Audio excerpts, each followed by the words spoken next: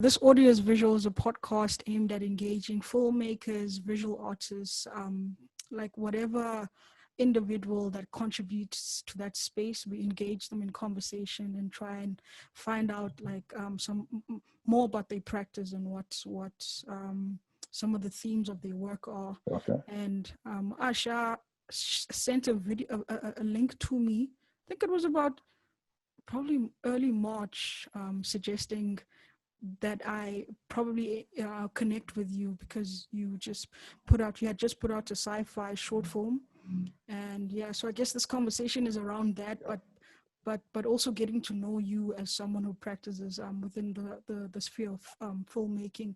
So your bio says Nosa Igbinedion, is that right?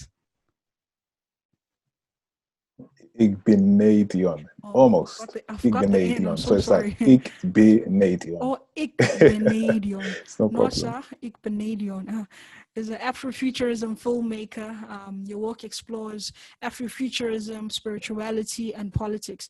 I just want you to, maybe for someone who is interacting with you and your work for the first time, to just break down who you are and the work itself. Okay. I guess I could break down where I come from. So, I was born and raised in London. Been making films for about 10 years now. So I grew up as a sci-fi nerd, a comic book nerd. And initially I went to school to study astrophysics. But I made like a different direction and decided I was going to work in film. So yeah, my initial sort of first film, won an award, and it got me an internship at Film 4, which is the film body of Channel 4, the national broadcast in the UK. And from there, I just started making lots of different movies. But I got to a point where I realized I was making movies for gatekeepers. And I said to myself, like, screw that, I want to make exactly what I want to make. And what I really like making is images of Black people, which we don't normally see. So these are images of, for instance, Black people going to space, time traveling, parallel universes. Because I always explored that and I grew up on that. And it was something which I was really interested in. Another component is also African spirituality. So I found, there was a lot to marry between, my love for sci-fi and fantasy and for all of the lore and the legends which I grew up on as a Nigerian born in the UK. So yeah, essentially my work is just about, exploring that fantasy while at the same time, referencing what's going on politically right now in the world. Especially with when I watched the short film titled UMEI, is that how you pronounce it? Yeah. UMEI. For me, yes. I immediately said to myself when I watched it, it feels like the new normal that people have been speaking about. And to go back to your point about like representing Black people in ways that we have never seen on mainstream media is the same sentiment I got when I was watching the short film. So I just want you to also like maybe speak a bit broadly about like some because you don't only create films, but you also write novels and create other and create across platforms. So maybe if you could touch on that and elaborate what those platforms are as well. Yeah, for sure. I mean, primarily, I would say film and TV are like my heart. And that's where that's where I live, essentially. Initially, it kind of started in 2014. So I made a series of shorts called The Rise of the Orisha. So the Orisha are ancient sort of Yoruba deities, and I wanted to create. So yeah, what I did is I created, well, I worked with a comic book artist to create sort of like mini panels based on some of the work I was doing. I'm currently working on a video game in that space as well. And essentially, I guess anything, I'm the world that I'm building, because I feel whenever I'm making films, I'm not just making a film, I'm world building. So again, with the rise of the Orisha, which are, you know, the African gods as superheroes, it's building a pantheon like Marvel, but sort of like with more of an African flavor. And then in my sci-fi work, which I've been doing recently, I have like an overall company called Sorinet, who are like the Google plus the Amazon plus the Facebook of the future. So all of the stories take place within that realm. And like I said, they can be film, they can be TV, they can be comic books, they can be video games. So whatever I feel sort of expresses my creativity is how I will what I will explore, essentially. Yeah, certainly. And so sounds very exciting. And I just want to backtrack a bit. You touched on sci-fi and African spirituality having parallels, right? And this is like again like a sentiment that I had when I watched Stranger Things. I felt like there was a lot of like jump betweens the two different realms, and so I guess my question to you is if say maybe with the sci-fi film UMEI, you borrowed some concepts from African spirituality. Can you maybe please broaden that? With UMEI, I would say that okay, so in in Nigeria especially, yeah, and I think in other parts of Africa, there is an understanding, or not even an understanding, but there's a belief that, you know, people can use charms to control people, to manipulate people's minds, essentially. Without going too deeply into UMI and the plot and revealing everything, essentially the ending shows. You know, I'll reveal everything. Who cares? It's online. You can watch it. So, actually, the plot is like, you know, you have a man and a woman sitting at the breakfast table. The man, they seem to be in a nice relationship. They have an argument. The man gets up, goes to walk away. This is in the near future, by the way. He goes to walk away, and as he gets to the controls him. And then we realize that he's actually a cyborg. So the whole idea was marrying the idea of, you know, using technology to control people, but then at the same time... Oh, damn, I feel you.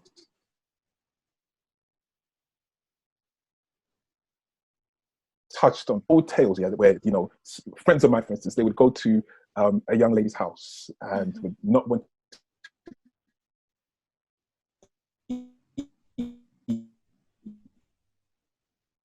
particular thing because they're like, you know, what if she puts something in my food and then the next day I don't know where I am or what I'm doing? So then in dreams, but also from a technological perspective as well, because magic essentially is technology that you don't understand. So. Shit, bro, like that's so crazy because you know what? It even like affirms how so much of our identity has been ripped off over the years, but that same identity is being recycled by people who operate in the mainstream medium, which is really fascinating because like now that you explain like that connection between controlling someone with technology, but also on the ground using spirituality, one can do that as well. So it's like it's so crazy. Damn, I've never even thought of it like that. It's so mad, and I'm sure there are so many other layers that sci-fi borrows from when it comes to various like African cultures and traditions. it's pretty awesome, man. It's pretty awesome. It really does affirm that. And then, like, for me, when I was watching Yumi and I, the first few scenes, right? I mean, Yeah. No, carry on. Sure.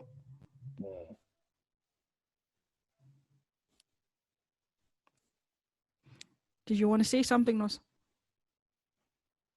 oh no, I was just going to say, jumping up. Can you hear me? Yeah, I can hear you. I Okay, can I hear think you. this is the. Yeah, it's probably that lag I was talking about, but it's pushing through today. Yeah. Yeah. So I guess for me, another thing that excites me about the sci-fi film Cool. is. But essentially. Okay. Cool. All right. Hold Go on. for it. Go for it. Okay. So in Nigerian, in Nigerian society, there is this sort of thing called Ifa, which is like a binary system. It's a divination system, and the way that it is made up is similar to the makeup of how, get this right, transistors are set up in computers. So there are elements within our ancient sort of traditions which people have built upon and created something in technological, essentially. So I think it's wrong to look at African civilizations as anti-technology, which I think a lot of people do. No, sure. If anything, it's how can I place it? It's sort of a continuation of some sort, but not, the one doesn't shun the other down. They work hand in hand to some extent. And then, like, one of the few scenes of Yumi and I, we see the girlfriend, but at some point I feel like the girlfriend was the voice prompt, because I'm like, she just appears and it feels like it's so sudden that it feels like she was always in the shot, but not physically. We didn't see her up until we see her when the guy is sitting at the table. Which also, like, further extends to the concept of the film itself, which is quite interesting. Can you maybe speak about also, like, the editing of, like, the film itself? I'm really interested in what goes into the post-production and the amount of work, I assume, that went into the project itself. Yeah, it was a hell of a lot of work. I essentially edited it and I did the VFX on it myself. And I think the biggest thing is just pre-visualization. So that's just all of the planning, all of the references that you look for all of the materials. And it's essentially sort of trying to build this world, because I wanted to create a world which was similar to where we are, but just a little. Yeah, literally, it would have taken me took me a couple of months to finish all of the VFX. But I feel that is, as long as you have like your prep done really well, that really kind of think in terms of editing, it was some orientation that he has as he goes through the journey. And I like that you picked up on the fact that, you know, she sort of just appears, because again, kind of playing with what is mystical, what's not mystical, is the attention. It's so cool, man. And then operating in London as a Black filmmaker, how's that working out? You're based in London, right? Yeah, I'm based in London. I'm based in London, but you know, I'm planning to shoot the feature-length version of UMEI in Nigeria, but that's another story. Damn, I'm so excited. But, can I come with, like? Hey, sure, man. The more the merrier. Because the thing is, Nigeria is like the perfect setting for, I think, sci-fi, and that's when you can really, like, play around with this idea of spirituality, Afro-futurism. I think it will work out perfectly. So shout outs, I'm excited for that. Awesome. Yeah, no, I am definitely excited. My favorite thing at the moment is the voice that you heard is now like you know, the voice that's the operating system. It's now a Nigerian accent. And I Oh think that's going to be damn! I so see cool. you. You know? Yeah, I yeah. love it. I really love it, That's Nosa. gonna be, yeah, I'm gonna enjoy that. But yeah, going back to what you were saying about being a black filmmaker in the UK, Mm-hmm. I think it has its pros and its cons. So, you know, the UK has like a lot of good infrastructure in terms of like, you know, equipment, in terms of, you know, all the stuff that you sort of need. But then at the same time, it also has a lot of great crew. The UK is like really sort of, London especially, should I say, is an international city. So you get a lot of people from different places, a lot of different inspiration, which I kind of enjoy. I think at the same time, though, there is a passivity of a lot of black UK filmmakers Mm-hmm. and just a lot of London filmmakers in general. What do you mean And the by reason is, what do you mean by passivity?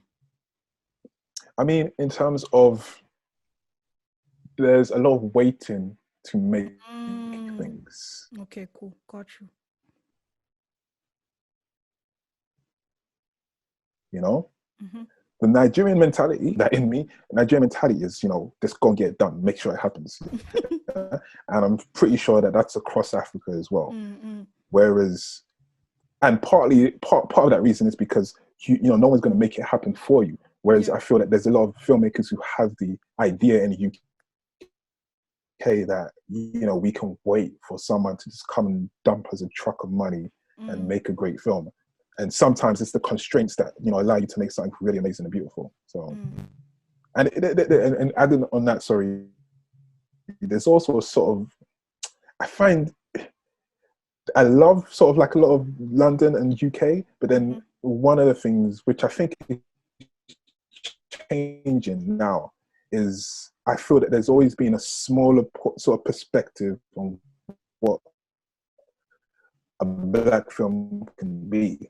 Yeah. You know, bangers, you know, trauma, all that stuff. You know, and I think we can do more, and that's what I'm interested in doing. So yeah, certainly, I totally agree with like this boxed idea that a black creative can only make to a certain extent within that box that we placed in, and yeah, like people like you, like sci-fi's, and identifying how like parts of our identity and the people that we are as blacks can extend itself even further out that box, and it makes like yeah, it really does make even like art itself a bit more exciting, because then there's like a variety of some sort that you guys are carrying on, instead of just like having the black person as the gangster. Now we're switching it up, and I think with your work, it's exciting times now that we've moved into like the fourth industrial revolution.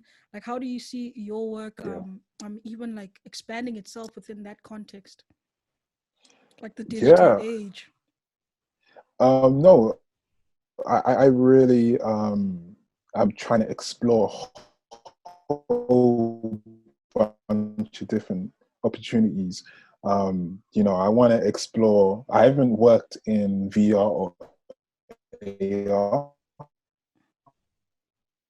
but I want to explore that. Potentially about a woman who sees, a privileged woman who sees stop and search through the eyes of a young black man, and the police brutality that happens afterwards. But that's shot in a full VR way. And again, things like that I would love to put in actual VR. So those are things that I'm working on.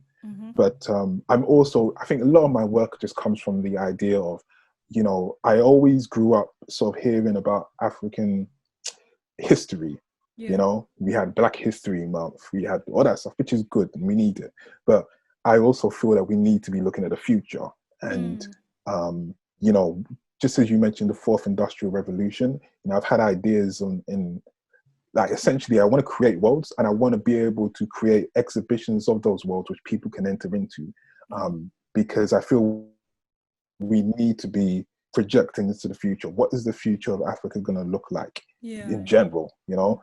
Can And I, the only way sorry to to cut know is if we start visualizing it. sorry No, to no, cut of you. course, that's Like, cool. I find it very interesting, and I want to find out from you. Do you think, as black people and Africans in general, we obsess a lot about like what Africa was and what happened to us back then. Because you're mentioning a very important point where we need to imagine what this continent will be like in a couple of years' time and the future of You Africa. know. Yeah, no, 100%. I feel we really need to. I think it's a double-edged sword because Yeah, at the it same truly time, is. people want to lean upon, the pride of what came from before them. Mm-hmm. And, I'm very proud of my ancestors because I see a lot in me that wouldn't be there if it wasn't for them.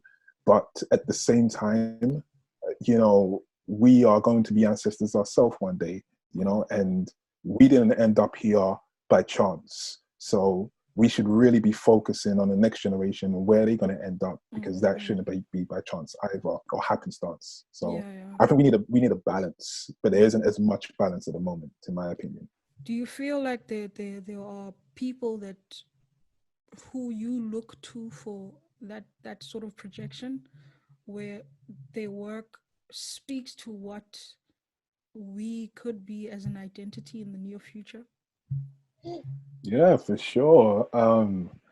There's a few people. I mean, of course, Nedi Okarafo is somebody who, Certainly, yeah. gotta give props to. She definitely is painting a vision, which I think is really cool. There was this artist that I saw on Instagram who I'll give a shout out to as well, Lavender Freddy, I think his name is. And he has like this one song, and it goes, "There are black people in the future." I can't sing, so don't. but it's just like the energy and the positivity, especially in these times when there's so much kind of like pain that's being distributed around. It's just like there's a breath of fresh air. So there's a few people, I think, Yeah, I want to affirm your work again, man. Like you saying now, like there's a lot of like bad energy that just goes around, and sometimes one needs an escape, and I think your work offers that to some extent. For me to just like log off and then check out of reality for a good 8 minutes, like, and I think, the other question I wanted to ask you, like duration and how long, predominantly is 8 minutes plus. Wait, a minute to 8 minutes, the context that you fit your works within, duration wise? Yeah, I mean, currently it has been that way for some time, but I am currently working on a 30-minute piece, which I want to shoot in Nigeria, and the UMEI feature is going to be feature length 90 minutes. So I think from 2021, I'm going to be focusing almost exclusively on longer form projects. Dope, man. I'm really excited. Your work is really fascinating. Are you familiar with a guy called Mark Mushiva? He's a Namibian. No. Please check him out, Mark Mushiva. I think you'd like. I think Mushiva. enjoy Okay. his stuff. Is he a musician? It says. Yeah, musician as well. Oh, and a creative technologist. Okay. I think you'd really enjoy his content. Besides that, is there anything else probably that I didn't touch on that you wanted to probably speak on? One more question that I wanted to find out from you. Can you speak a bit about the accolades around the short film itself, the sci-fi short film UMEI? Okay, yes. I mean, it's been in sort of like a number of like different festivals. It has also recently just been picked up by Dust, which are the biggest sci-fi platform congratulations in the world. Yeah, thank you. Congratulations.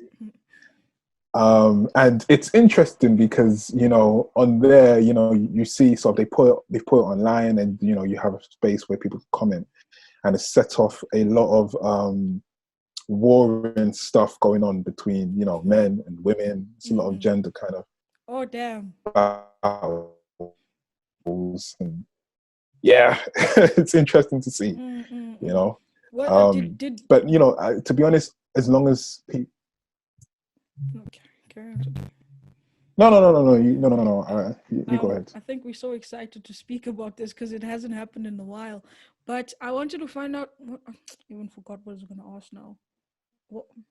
Yeah, it's flashed my mind. Carry on. I'll think of it while you talk. Okay. Yeah. No. So I was just going to say no. The most important thing for me is just to see sort of like the way people interact with the film and what they get from it, and yeah, like just the different interpretations that people pull out, because some people see it as just like an allegory for technology. Some people see it as, you know, within a more mystical sense. Yeah. And yeah, just seeing people break apart your work is really cool. So that's the biggest prize for me. Dope, man. The question I wanted to ask was one of the intentions to play around with the whole gender dynamic thing going on that the comments are bringing up?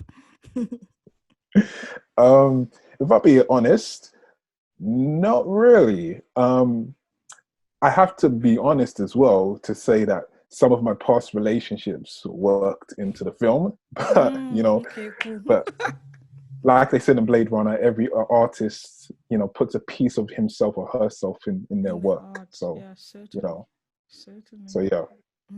All the best, Nosa. Like, I'm really excited about like your future stuff, and yeah, thank you so much for making time and having the patience when my internet in South Africa was whack.